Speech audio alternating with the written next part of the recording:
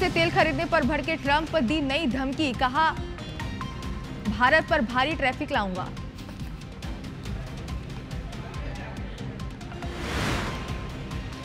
Trump की tariff धमकी के बीच वैश्विक व्यवस्था पर कहा जयशंकर ने, कुछ देशों की दादागिरी नहीं चलेगी। दिल्ली में एनडीए संसदीय दल की बैठक आज, ऑपरेशन सिंदूर के लिए पीएम मोदी होंगे सम्मानित, बैठक को संबोधित भी करेंगे पीएम। सीएम विष्णुदेव साय आज मंत्रालय में लेंगे समीक्षा बैठक, वन एवं जलवायु परिवर्तन विभाग के अधिकारियों से करेंगे चर्चा। कृषि विस्तार एवं प्रशिक्षण संस्थान के कार्यक्रम में शामिल होंगे सीएम डॉक्टर मोहन यादव, आत्मनिर्भर किसान विकसित भारत के तहत होगा कार्यक्रम। प्रदेश में एक और प्रशासनिक सर्जरी, 5 आईएएस अधिकारियों और 70 अपर संयुक्त कलेक्टर्स के हुए ट्रांसफर।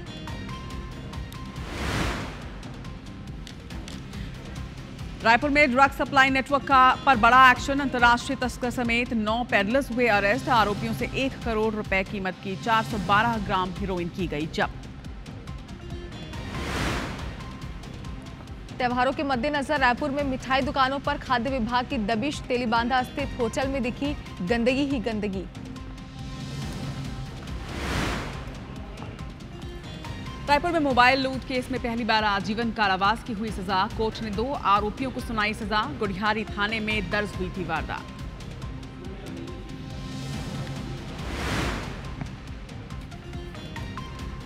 पांचवें टेस्ट में टीम इंडिया की शानदार जीत, तेंदुलकर सीरीज 2-2 से बराबर, सिराज और प्रसिद्ध कृष्णा ने की शानदार गेंदबाजी।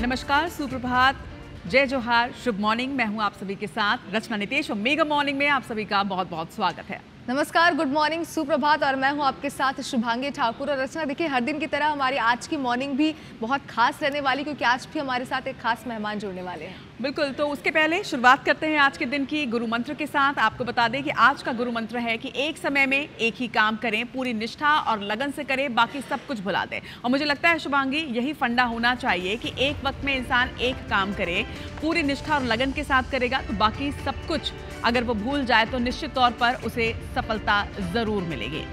तो ये आज का हमारा गुरु मंत्र है। और इसके साथ ही आपको ये भी बता दें कि मेगा मॉर्निंग में आज ना सिर्फ हम आप तक गुरु मंत्र पहुंचा रहे हैं, बल्कि इसके साथ ही आज शुभ मंगल सावधान की हमारी थीम है, जिसमें हम बातचीत करने वाले हैं आज पंडित जी से, उनसे भी आपका रूबरू कराएंगे। लेकिन उसके पहले हेडलाइंस के बाद नजर डाल लेते हैं कि आज जिन खबरों पर हमारी नजर रहने वाली है, सबसे पहले आपको वो बताते हैं। बिल्कुल, तो रचना, पहली खबर होगी, सबसे महत्वपूर्ण खबर है, संसद के मॉनसून सत्र का आज 12वां दिन है। नेशनल स्पोर्ट्स गवर्नेंस बिल पर आज पेश होगा और इस पर चर्चा भी की जाएगी। दिल्ली में पीएम मोदी की अध्यक्षता में एनडीए की बैठक होगी, सभी एनडीए सांसद मौजूद रहेंगे।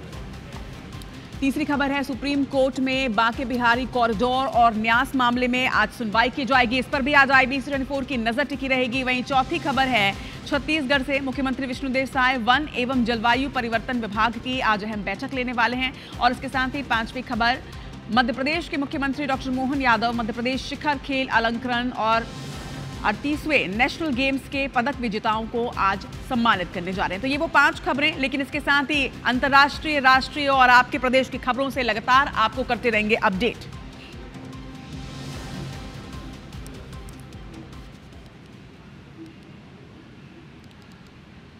तो चलिए आपको बता दें कि आज शुभ मंगल सावधान हमारी थीम है, और शुभ मंगल सावधान में आज हमारे साथ एक खास गेस्ट जुड़ने वाले हैं। बिल्कुल रचना, देखिए जो खास गेस्ट हमारे साथ जुड़ने वाले हैं, इनसे हम ढेर सारी बातें तो करेंगे, लेकिन ये बहुत खास इसलिए भी है क्योंकि इनसे हम ये जानने की कोशिश करेंगे कि हमारा जो साल है आने वाला, वो हम सभी के लिए, पूरे देश के लिए, पूरी दुनिया के लिए कैसा रहने वाला है।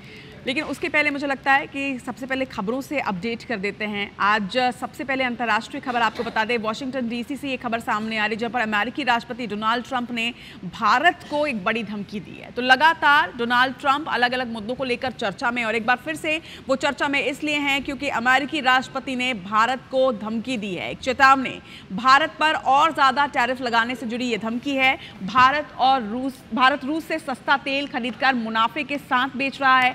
रूस के हमले से यूक्रेन में मारे गए लोगों की भारत को परवाह नहीं है, ये उसका कहना है। तो पूरे विश्व को एक संदेश यहां से डोनाल्ड ट्रंप दे रहे हैं कि भारत को चिंता नहीं है लोगों की, इस वजह से भारत पर लगने वाले टैरिफ में भारी इजाफा मैं करने जा रहा हूं। विदेश मंत्रालय इस पूरे मुद्दे पर उन्होंने कहा है कि भारत की आलोचना करने वाले देश खुद रूस के साथ खूब व्यापार कर रहे हैं, बिना किसी मजबूरी के खुद वो रूस के साथ व्यापार कर रहे हैं, लेकिन भारत पर इस तरह के आक्षेप लगाए जा रहे हैं। तो डोनाल्ड ट्रंप ने भारत को धमकी दी और उसके बाद अब लगातार देखिए किस तरह से इस पे रिएक्शंस भी सामने आ रहे हैं। एक तरफ डोनाल्ड ट्रंप ने पहले ही 25% का टैरिफ लागू कर दिया है और अब उनका कहना है कि वो इस टैरिफ को बढ़ाने जा रहे हैं, क्योंकि उनका ये कहना है भारत रूस से सस्ता तेल खरीदता है, मुनाफे के साथ बेचता है। हमले से यूक्रेन में मारे गए लोगों की भी भारत को परवाह नहीं है। अब जवाब में भारतीय विदेश मंत्रालय ने यह साफ कहा है कि जो अमेरिका ये बयानबाजी कर रहा है वो अमेरिका खुद रूस के साथ में लगातार डील्स कर रहा है।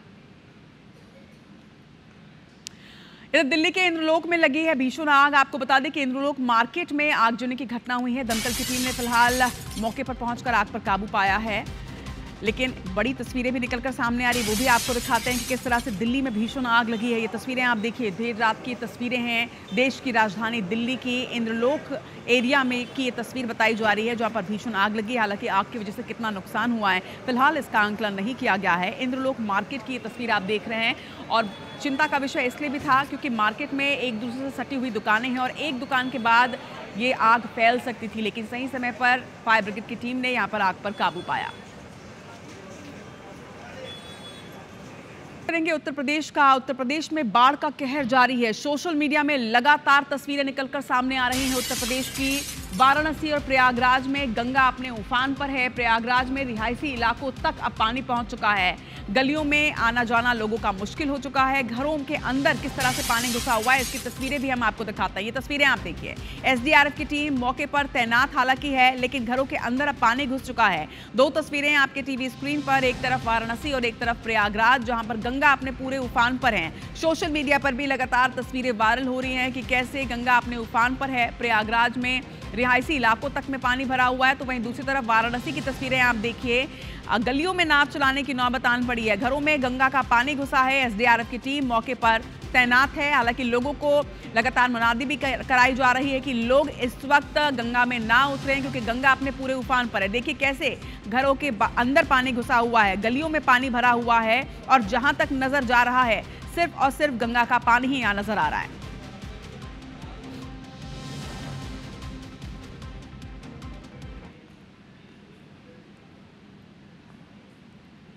तो प्रयागराज और वाराणसी की ये दो तस्वीरें, एक तरफ प्रयागराज में घरों के अंदर पानी घुस गया, यानी गंगा का जलस्तर तेजी से बढ़ता जा रहा है। आप देखिए तटीय क्षेत्रों में किस तरह से पानी भरा हुआ है, गंगा अपने पूरे उफान पर है और लगातार बारिश की वजह से ये हालात निर्मित हुए हैं। दूसरी तरफ वाराणसी, जहां पर गंगा का पानी किस तरह से बढ़ता जा रहा है, ये तस्वीरें सामने आई हैं। दिल्ली में एनडीए की संसदीय दल की बैठक आज होनी है। ऑपरेशन सिंदूर के लिए प्रधानमंत्री नरेंद्र मोदी सम्मानित किए जाएंगे। आपको बता दें कि पीएम मोदी संसदीय दल की बैठक को संबोधित करेंगे। वहीं उपराष्ट्रपति चुनाव के लिए नामांकन दाखिल करने की प्रक्रिया की पहले ये बैठक आयोजित की गई है। आपको बता दें कि उपराष्ट्रपति चुनाव के लिए नामांकन 7 अगस्त से शुरू होने हैं। एनडीए को 21 अगस्त तक के उम्मीदवार का ऐलान करना होगा। तो उपराष्ट्रपति जगदीप धनखड़ के इस्तीफे के बाद हर तरफ यही चर्चा थी कि अगला उपराष्ट्रपति कौन होगा भारत का। ऐसे में आपको ये जानकारी दे दें कि उपराष्ट्रपति चुनाव के लिए 7 अगस्त से नामांकन शुरू होंगे और 21 अगस्त तक के उम्मीदवार का ऐलान एनडीए को करना होगा, और इसी को लेकर आज एक महत्वपूर्ण बैठक होगी।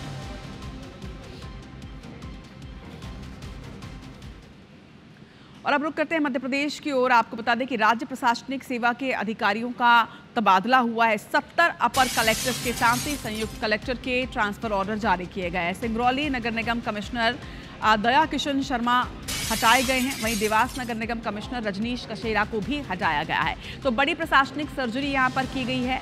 मध्य प्रदेश से बड़ी खबर आप तक पहुंचा रहे हैं। राज्य प्रशासनिक सेवा के अधिकारियों का ट्रांसफर ऑर्डर आपके टीवी स्क्रीन पर। एक लंबी सूची है क्योंकि 70 नाम इसमें शामिल है। आपको बता दें कि 70 अपर कलेक्टर्स के साथ ही संयुक्त कलेक्टर के ट्रांसफर ऑर्डर्स जारी किए गए हैं, जिसमें नाम सिंगरौली नगर निगम कमिश्नर का भी है और इसके साथ ही देवास नगर निगम कमिश्नर रजनीश कशेरा को भी हटाया गया है।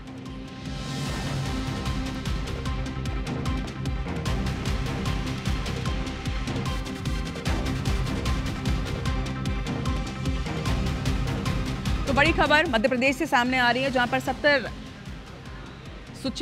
नामों की ये सूची जारी की है। लेकिन अब शुभांगी, मुझे लगता है आज का दिन मंगलवार का है और मंगलवार जैसा हमारे आज की थीम है शुभ मंगल सावधान, तो सावधान करने का वक्त है आप लोगों को। अब बिल्कुल दर्शकों, और अब मुझे लगता है कि हमारे गेस्ट से भी दर्शकों को इंट्रोड्यूस करा देना चाहिए। तो हमारे साथ डॉक्टर अजीत शास्त्री इस वक्त जुड़े हुए हैं, जिन्हें पूरी दुनिया गुरुजी के नाम से जानती है। तो हम भी इन्हें गुरुजी बोलकर ही संबोधित करेंगे। रचना, बिल्कुल गुरुजी, आपसे हम बहुत सारी बातें करने वाले हैं, लेकिन रचना एक खास बात दर्शकों को मैं ये भी बता दूं कि इन्होंने ना सिर्फ हिंदुस्तान बल्कि दुनिया में कई ऐसे देश है जहाँ पर प्रवचन आपने दिया हुआ है, कथा सुनाई है। ऐसे में गुरुजी आपसे यही पहले जानना चाहते हैं कि आज के देश में आज के समय में हम देखते हैं कि जो युवा है वो कहीं ना कहीं अपने लक्ष्य से भटक रहे हैं, गलत दिशा में जा रहे हैं। तो ऐसे समय में प्रवचन सुनना, अध्यात्म की ओर बढ़ना और धर्म को समझना कितना जरूरी है? देखिए, मैं एक बात कहना चाहूँगा कि वो है ना, एक आपने गाना सुना होगा कि अब वतन युवा तुम्हारे हवाले, वतन युवा अब तुम्हारे हवाले वतन, अब तुम्हारे हवाले वतन साथियों। तो मैं कहूँगा अब तुम्हारे हवाले धर्म साथियों।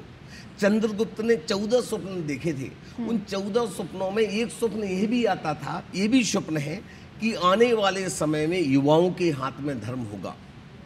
तो निश्चित तौर पर लेकिन आज का युवा नशाखोरी पर, इधर उधर की बातों पर, जिम जाकर के बॉडी सॉडी बना करके, डोरोले सोले बना करके लड़कियों को इधर उधर घुमाने फिराने में लगा हुआ है। मैं कहना चाहूँगा, ध्यान रखिएगा, धर्म है तो देश है, तो धर्म, और धर्म है तो हम हैं। इसलिए हमें धर्म की आन वान शान रखने के लिए आज युवाओं से मैं एक ही बात कहता हूँ, युवाओं चाहे कुछ भी हो जाए, अपने धर्म के लिए अपना सर्वस्व लुटा दो और धर्म के प्रति आगे बढ़ो। तो हर युवाओं से यही कहना चाहूँगा, धर्म के प्रति अग्रसर हों।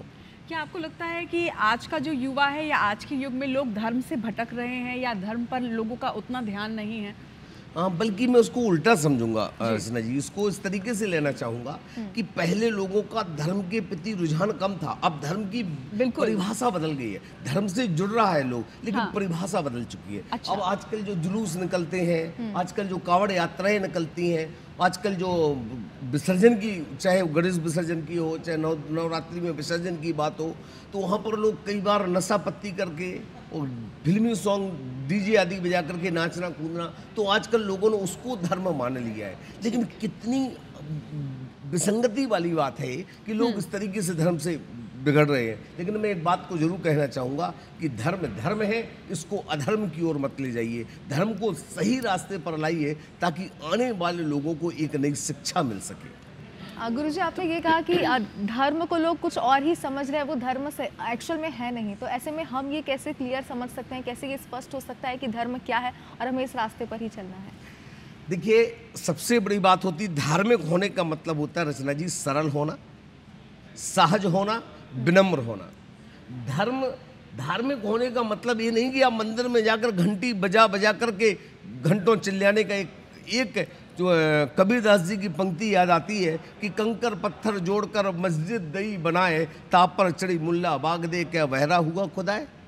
वही बात यहाँ पर चरितार्थ होती है कि आज धर्म घंटा बजाकर के आवाज़ लगाने की आवश्यकता नहीं है। आज डीजे बजाकर शोर करके धर्म दिखावे की जरूरत नहीं है। धर्म की आवश्यकता है अपने आप को सरल बनाओ, सहज बनाओ, विनम्र बनाओ। जितना आप सरल, सहज, विनम्र बनाओगे, पता चल जाएगा कि आप धार्मिक हैं। चलिए, तो धर्म पर तो चर्चा आज हम शुभ मंगल सावधान में गुरुजी से करते ही रहेंगे, लेकिन मैं यहाँ पर दर्शकों को ये भी बता दूं कि गुरुजी के नाम 9 वर्ल्ड रिकॉर्ड हैं। 45 देशों के 198 बार वो यात्रा कर चुके हैं। और एक खास चीज़ गुरुजी, मैं आपके बारे में पढ़ रही थी तो मुझे पता चला कि पैर की रेखाओं को देखकर आप उनका भविष्य बता देते हैं और इसके साथ ही हाथ के अंगूठे बस को देखकर आप पूरी जानकारी दे देते हैं। जी जी, ये इस विद्या को क्या कहते हैं? ये सामुद्रिक ज्ञान है। ज्योतिष के कई भेद हैं, अब तो बहुत सारे भेद हो चुके हैं। वैसे मुख्यतः 2 भेदों के रूप में लिया गया है। एक फलित कुंडली, जिसको गणित कुंडली कहा जाता है, कुंडली देखकर जन्म तारीख, जन्म समय, जन्म स्थान डाल करके आपके बारे में बता देना जी। दूसरा विषय होता है इसमें, वो सामुद्रिक ज्ञान होता है। सामुद्रिक ज्ञान क्या है? समुद्र के जैसा गहरा ज्ञान, सिर के बाल से लेके पैर के नाखून के अंगूठे तक को देख करके, किसी भी अंग को देख करके फलादेश कर देना, फेस रीडिंग करना, मस्तिष्क रीडिंग करना, पाम रीडिंग करना, लेकिन पैर के पाद की रेखा को करना, हाथ के अंगूठे के गोचर को देखना, जी। मात्र गोचर को देखकर, अंगूठे को देख करके व्यक्ति के बारे में, भूत भविष्य वर्तमान के बारे में सब कुछ बता देना, उसके पैर के तलबे को देख करके उसके बारे में सब कुछ बता देना। लिमिटेड लोग चूंकि बच्चे हैं, मैं तो कई बार लोगों से आमंत्रण देता हूं कि आइए आप सीखिए इस विद्या को, ऐसा ना हो कि आने वाले समय में विद्या लुप्त हो जाए। अच्छा, आप इस विद्या को सिखाते भी हैं? बिल्कुल, मैं इसको 100%, अगर कोई जागरूक व्यक्ति आए, सीखना चाहे, समर्पित हो, तो निश्चित तौर पर मैं सिखाता हूँ। वो सबसे महत्वपूर्ण बात, कोई फीस नहीं लेता हूँ सिखाने की। तो अगर आप चाहें, आप सामुद्रिक ज्ञान को सीखना चाहते हैं, तो गुरुजी आपको वो सिखाते भी। लेकिन शुभांगी, क्या तुम दिखाना चाहोगी यहाँ जरा? बिल्कुल गुरुजी, लेकिन एक बात मैं पहले ये भी आपसे समझना चाहती हूँ। आज की डेट में हम देखते हैं, ना सिर्फ बाकी लोगों की, मैं अपनी भी बात कर रही हूँ, कि हम चाहते हैं कि हमारा भविष्य कैसा रहने वाला है ये हमें अभी से पता चल जाए। जबकि ऐसा कहा जाता है कि आप वर्तमान में जिए, आप आराम से जो काम कर रहे हो उसको कीजिए, लेकिन फिर भी एक इच्छा होती है मन में कि कोई बता दे कि भविष्य में क्या होने वाला है। तो क्या आप अंगूठे की जो लकीरें हैं वो देखकर फ्यूचर बता सकते हैं, या फिर सिर्फ ये बताते हैं कि वो एक जो व्यक्ति है वो पर्टिकुलर है कैसा? शुभांगी जी, आपने एक बात बहुत अच्छी की, मैं आपकी बात में से एक बात को निकालना चाहूंगा। आपने कहा कि व्यक्ति को वर्तमान में जीना चाहिए। वर्तमान में जिएगा तो भविष्य अपने आप अच्छा होगा, वर्तमान अच्छा होगा तो भविष्य अपने आप अच्छा होगा। लेकिन यहाँ पर एक प्रश्न उठता है कि हम आपकी सृष्टि नहीं बदल सकते हैं, हम मात्र आपकी दृष्टि बदल सकते हैं। हमारे अंदर अगर सृष्टि बदलने की शक्ति होती तो हम सृष्टा बन जाते, युगश्रेष्ठ बन जाते, भगवान बन जाते। लेकिन नहीं, ये शक्ति नहीं है, मात्र दृष्टि बदलने की आवश्यकता है। आप एक अंधेरे रास्ते में जा रही हैं, जंगल है, खाइयाँ हैं, रास्ते हैं, खराब है, सांप है, जहरीले बिच्छू वहाँ पर घूम रहे हैं, अंधेरे में आप चली जा रही हैं, आपको पता नहीं क्या होने वाला है। और हो सकता है सांप के पैर के मुंह के पास में पैर रख दो, सांप काट ले। लेकिन ज्योतिषी क्या करेगा? ना रास्ते को ऊबड़ खाबड़ रास्ते को अच्छा बनाएगा, ना खाइयों को पाटेगा, ना सांप बिच्छू को भगाएगा। मात्र आप अंधेरे में जा रहे थे, टॉर्च दे देगा। उस टॉर्च के सहारे आप उजाले में देख करके चल सकते हो, रास्ते को बचा सकते हो। ऐसे ही ज्योतिषी आपके भविष्य के बारे में बता देता है। आने वाले समय में ऐसी घटना दुर्घटना हो सकती है, सावधान रहिएगा। आप गाड़ी सावधानी से चलाइएगा। 2025 चल रहा है, 2025 में मैं कहता हूँ दुर्घटनाओं का समय है। ये 2025 मंगल का है, और मंगल ये 9 का अंक है। 9 मतलब अंत होता है। 1 से लेके 10 तक की गिनती अगर हम गिनते हैं तो 9 जो होता है लास्ट होता है। 9 के बाद में नई शुरुआत हो जाती है। तो ऐसे ही 2026 से भी नई शुरुआतें होंगी। 2025 की अगर हम बात करते हैं तो यहाँ पर सावधानी रखने की आवश्यकता निश्चित तौर पर होती है। गुरुजी, आपने यहाँ पर कहा कि 2025 तो थोड़ा सा इस बार डेंजर है हम सभी के लिए, लेकिन हमने ये भी सुना था बीच में कि 3 साल जो है आने वाले 25, 26, 27 ये भी थोड़े से डेंजर होने वाले हैं, ना सिर्फ किसी पर्टिकुलर इंसान के लिए बल्कि पूरे देश के लिए, दुनिया के लिए। तो क्या हादसों का रहने वाला है ये साल? देखिए, 25, 26 और 27 यहाँ पर मंगल का प्रभाव रहेगा, शनि का प्रभाव रहेगा। सुनिश्चित तौर पर मान के चलिए, विश्वास मान के चलिएगा, आने वाला समय उचित नहीं है। आने वाले समय में बहुत सारी विषमताएं आने वाली हैं। आने वाले समय में बहुत सारी विकराल परिस्थितियां आने वाली हैं। आने वाले समय में बहुत सारे चैलेंज आने वाले हैं। आने वाले समय में युवाओं के ऊपर बहुत फ्रस्ट्रेशन बढ़ने वाला है। आने वाले समय में युवाओं के ऊपर बहुत दबाव बढ़ने वाला है। आने वाले समय में विगत अगले 3 सालों में लोगों की मानसिक स्थिति बढ़ने वाली है, तनाव और डिप्रेशन जैसी स्थिति में जा सकते हैं। तो मैं निवेदन करूंगा कि 25, 26 और 27 को बड़ी सावधानी से निकालिए, बहुत सहजता से निकालिए, और जैसी भी परिस्थिति आए उसको सामना करके निकालिए, क्योंकि आने वाले 3 साल आपकी परीक्षा का समय है। और 3 साल अगर निकाल दिए आपने तो राजयोग जिंदगी भर, जीवन भर बहुत सुख आनंद में बिताओगे। लेकिन गुरुजी, जितने भी अभी 2025 में जुलाई तक में जितने भी हादसे हुए, अमूमन देखा गया है ऐसे हादसे हुए हैं जिसमें जो मौत का भी आंकड़ा है वो काफ़ी ज़्यादा बड़ा रहा है। एक इंडिविजुअल के साथ में हादसा नहीं हुआ है, व्यापक तौर पर ये हादसे हुए हैं। तो ऐसे में एक व्यक्ति अगर सावधानी रखेगा तो उससे क्या फ़ायदा हो सकता है? एक बूंद से घड़ा भरता है। मैं अगर कहूँ, अगर 100 व्यक्ति यहाँ पर बैठे हैं और 100 व्यक्ति चिल्ला चिल्ला कर बोले कि शांत हो जाओ, शांत हो जाओ, शांत हो जाओ, तो क्या होगा? शोर बढ़ जाएगा। और हर व्यक्ति अगर अपने आप को शांत कर ले तो सब शांत हो जाएंगे। तो किसी को शांत करने की आवश्यकता नहीं है, व्यवस्था बनाने की आवश्यकता नहीं है, व्यवस्थित करने की आवश्यकता है। वैसे ही उसको ऐसे समझना कि आपने कहा कि तो पूरे ब्रह्मांड की बात आती है, पूरे देश की, पूरे विश्व की बात आती है, तो किसी एक व्यक्ति की सावधानी रखने से कैसे होगा?